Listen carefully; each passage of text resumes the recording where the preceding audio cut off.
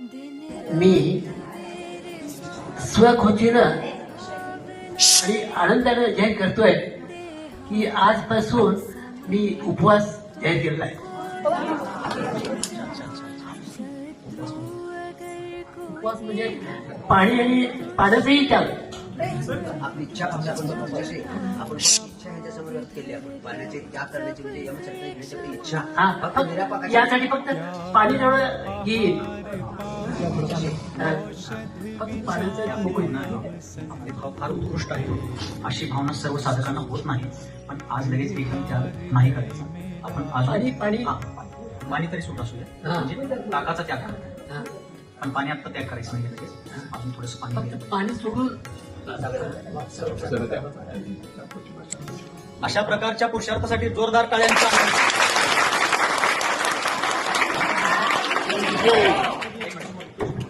ओम नमः. बघा, माणूस हा अन्नातला किडा आहे. ऐकायला लागला सर्वांना पाठीमागे आवाज? माणूस हा अन्नातला किडा आहे. प्राण कंठात आले तरी सुद्धा अन्नापासून त्याची आसक्ती सुटत नसते. पण आपल्यामधलाच एक महान साधक आज इतक्या निर्विकारपणे, सहजतेने, निरासक्तीपूर्वक, सर्वांच्या साक्षीने इतक्या दृढतापूर्वक सांगत आहेत की आजपासून माझा इतर सर्व गोष्टींचाही त्याग आहे, फक्त जलाची. त्यांनी तर पाण्याच्या पण त्यागाची भावना व्यक्त केली होती. परंतु आता सध्या पाण्याचा त्याग करण्याची तशी त्यांची शारीरिक प्रतिकूलता तितकी नाहीये. अजूनही ते पाणी घेत राहतील. पण आपण सर्वांनीच यातून फार मोठा धडा घ्यायचा आहे. इतकं स्वावलंबन, इतकी सावधानता, इतकी विशुद्धी, निर्मळता आणि निर्मोहीपणा. आज इतर कोणाशी संवाद साधायचं, कोणाबरोबर रागद्वेष करायचं तर सोडून द्या. त्यांनी ज्यांना घडवलं अशा शिष्यांच्या बरोबर सुद्धा त्यांचा संवाद आता नाही. कामापुरतं काय असेल ते सांकेतिक बोलणं सोडलं तर कोणाशीही त्यांनी संवाद सुद्धा आता ठेवलेला नाही. इतकी निर्मोहीपणा. आणि त्यांच्या आता डोळ्यात पाणी दिसत जरी असलं तरी त्यांच्या नेत्रांचा कमकुवतपणा आहे. डोळ्यांच्या थोड्याशा ह्याच्यामुळं, त्रासामुळे डोळ्यात पाणी येते. ना तर कोणी असं समजायचं कारण नाही की त्यांना काय मोह झालाय काय त्यांना कायमच. आणि आता अमृतधारा लावल्यामुळे सुद्धा डोळ्यात पाणी कोणाला पण येत असते. नाहीतर काय घरचं मागवून करायचं नाही त्यांना. आणि जरी डोळ्यात त्यांच्या पाणी आलं, आम्ही पहिल्यापासून बघत आलोय, अशा कुठल्याही भावुक प्रसंगी किंवा मोही प्रसंगी पाणी येत नाही, तर आनंदाचे अश्रू त्यांच्या डोळ्यात नेहमी तरळत असतात. अशा या योगासाठी शब्दातीत आणि संख्यातीत नमस्कार करतो आहे. आपण सर्वांनी या पुरुषार्थाची अनुमोदना करायची आहे. आणि आज तुम्हाला सर्वांनाही एक नियम देतो आहे की सर्वांनी ह्या संलेखनीची निर्विघ्न समाप्तीपर्यंत नमोकार मंत्राची रोज एक माला जाप्य करायचा आहे. आणि कोणत्या तरी एखाद्या फळाचा, काहीतरी आवडत्या वस्तूचा त्याग करायचा आहे. पुरुषांनी बायकोचा त्याग करशील नाही केला तर चांगला आहे, स्वागत आहे. परंतु महाराजांनी सुद्धा घर परिवाराचा त्याग करून अशा प्रकारचा पुरुषार्थ केला तर त्यातनं आपण सुद्धा प्रेरणा घ्यायला काय हरकत नाही.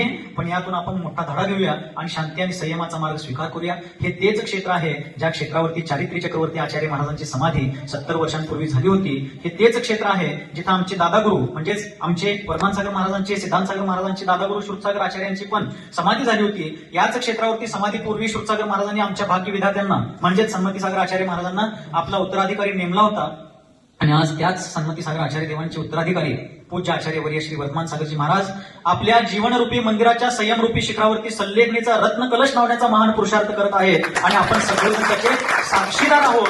याची देहा याची डोळा. एका दृष्टीनं त्यांच्याशी आपली आत्मीयता असल्यामुळे आपल्याला खेद, खिन्नता, वियोगाचं दुःख असलं तरी सुद्धा दुसऱ्या डोळ्यामध्ये अभिमानाचे सार्थ अश्रू सतत आले पाहिजेत की अशा साधूंना आम्हाला मान ताट करून चालण्याचा वारसा दिलेला आहे.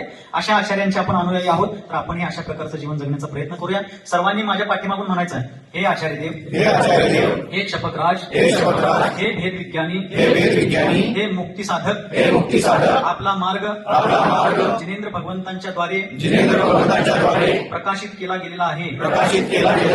त्या मार्गाचे आपण फक्त पथिकच नाहीत तर पथप्रदर्शक आहात. आम्हा सर्वांचे मार्गदर्शक आहात. या मार्गाचे प्रकाशक आहात. प्रभावक आहात. आजपर्यंत प्रत्यक्ष रूपाने सन्मतीसागर आचार्यांच्या सारखी आपली कृपा छाया आम्हा सर्वांवर राहिली.